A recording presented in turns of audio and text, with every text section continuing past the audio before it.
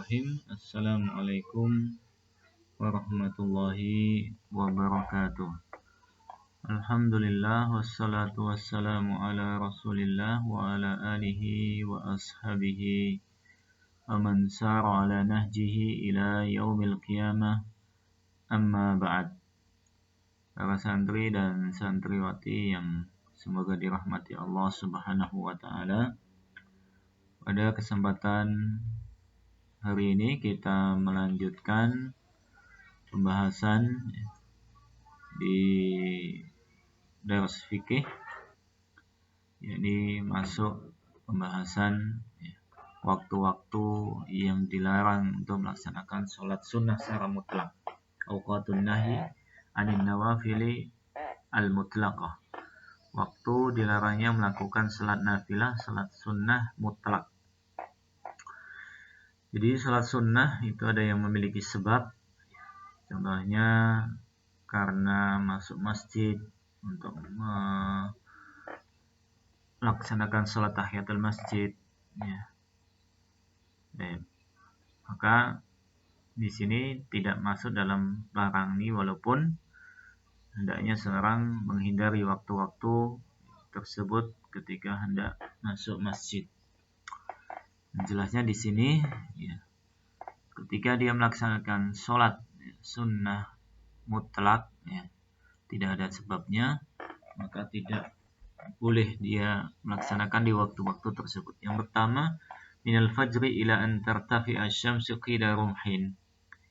Setelah sholat subuh, ya, fajar di sini maksud fajar shadiq, sampai matahari tinggi 1 tombak. Nah, jadi di mana ketika meningginya matahari 1 tombak ini, seorang dibolehkan untuk melakukan sholat duha, ya, sholat duha. Baik. Ini yang pertama. Yang kedua, wa min salatil asri ilal ghurubi. Setelah sholat asar sampai terbenamnya matahari.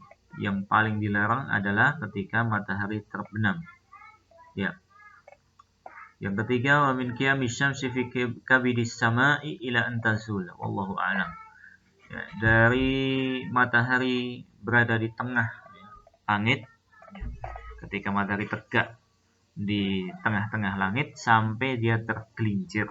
Ya, ini sebelum sholat zuhur, ini tidak dibolehkan. Jadi kalau dia mau sholat duha, hendaknya menghindari waktu ini.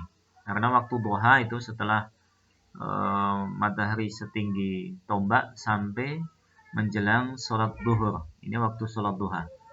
Maka ketika matahari berada di tengah pas, ya, istilahnya bayangan sesuatu tidak ada, ya, maka di sini dilarang seorang melaksanakan sholat sunnah mutlak. Baik, ini 3 keadaan yang dilarang padanya untuk melakukan sholat sunnah mutlak. Adapun kalau sholat yang lainnya, misalnya seorang karena ada sesuatu hal tertidur dari sholatnya, kemudian lupa sholatnya, ya, maka dia lakukan ketika dia ingat, walaupun di waktu terlarang tersebut.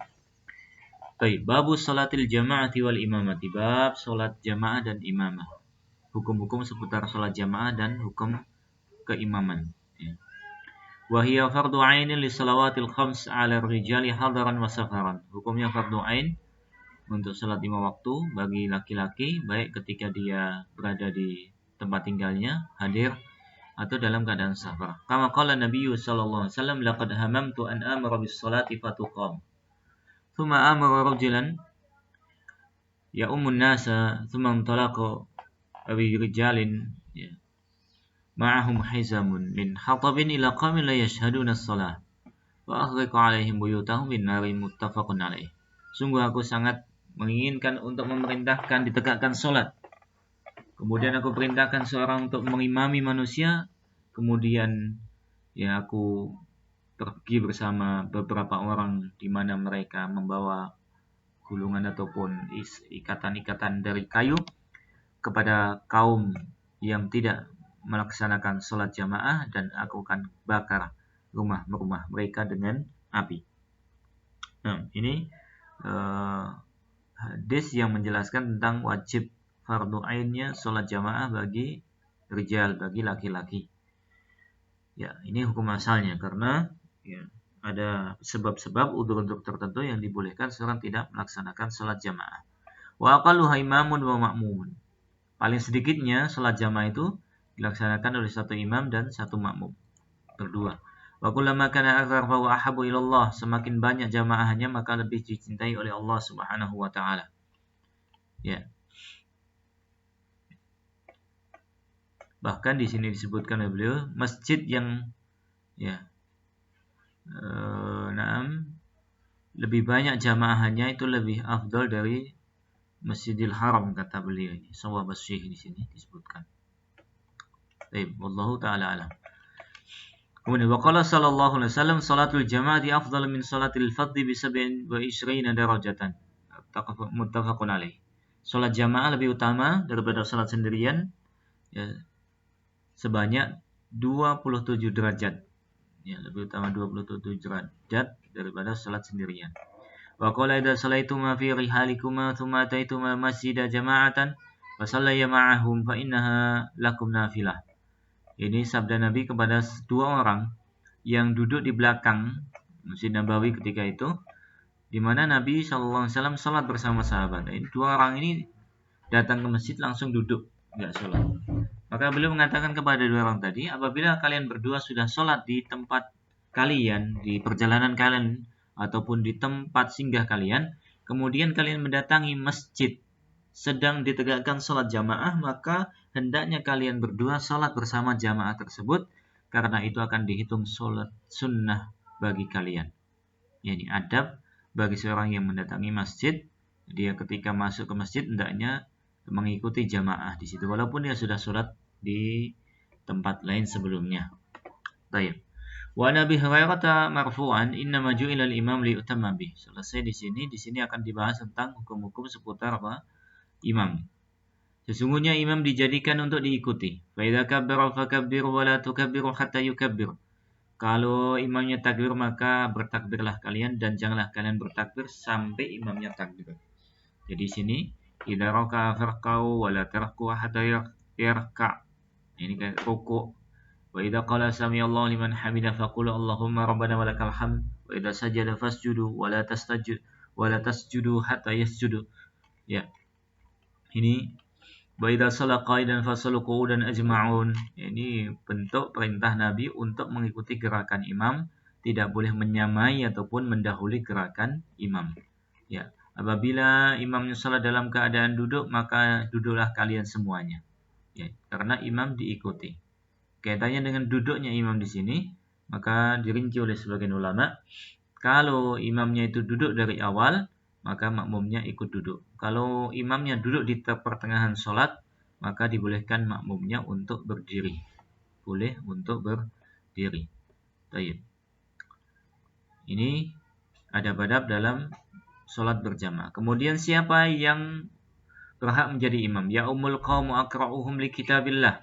Yang memimpin sholat suatu kaum adalah yang paling bagus bacaan Qur'annya. Wa in kanu fil qiraati sawa fa'alamuhum bis sunnah. Kalau bacaannya sama bagusnya dari sisi tajwid dan qiraahnya ya, maka yang paling mengetahui sunnah. Fa in kanu fis sunnati sawa fa'aqdamuhum hijratan. Kalau sama dari sisi sunnahnya, sama-sama menuntut ilmu ya, hadis, maka yang paling ya, dahulu hijrah. Fa in kanu fil hijrati sawa fa'aqdamuhum salman aw sinnan. Kalau sama-sama hijrahnya, maka yang paling dahulu masuk Islam atau yang paling tua.